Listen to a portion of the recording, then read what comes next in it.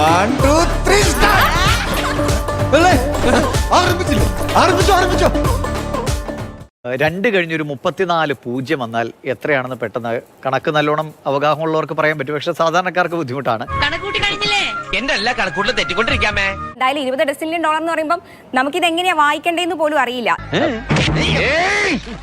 എഴുത്തുമാനെ അറിയാൻ പാടില്ലാത്തവരെ കളിയാക്കുന്നോടെ. എന്തായാലും 20 ഡെസിലിയൻ ഡോളർ എന്ന് പറയുമ്പോൾ നമുക്കിത് എങ്ങനെയാ വായിക്കേണ്ടതെന്ന് പോലും അറിയില്ല. കേട്ടോ, 20 കഴിഞ്ഞിട്ട് ഒരു 34 ചേർത്ത് കഴിഞ്ഞാൽ എങ്ങനെയാണോ ഈ സംഖ്യയെ വായിക്കേണ്ടത്, അതാണ് 20 ഡെസിലിയൻ ഡോളർ എന്ന് പറയുന്നത്. ഈ പിഴ ആർക്കാണ് കിട്ടിയെന്ന് വെച്ചാൽ ലോകത്തെ ഒമ്പൻ ഒരു സംവിധാനമായ ഗൂഗിളിനാണ്. റഷ്യയാണ് ഈ ഒരു വലിയ പിഴത്തുക ചുമത്തിയിരിക്കുന്നത്. അനുശ്രീ, ഇത് ഗൂഗിളിന് താങ്ങാൻ പറ്റുന്ന പിഴയാണോ? അടയ്ക്കാൻ വല്ല പ്ലാൻ ഉണ്ടോ? സത്യം പറയാമല്ലോ, കാലണ കയ്യിലില്ല. ഈ പത്രാസ് കാണിച്ച് ജീവിച്ചു പോകുന്നേ ഉള്ളൂ.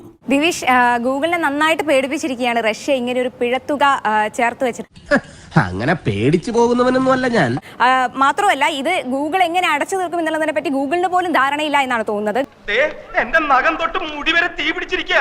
ഒറ്റയ്ക്ക് ഞാൻ കത്തില്ലാട്ടോ. നിന്റെ ഒരു കണക്ക് കൂട്ടല്.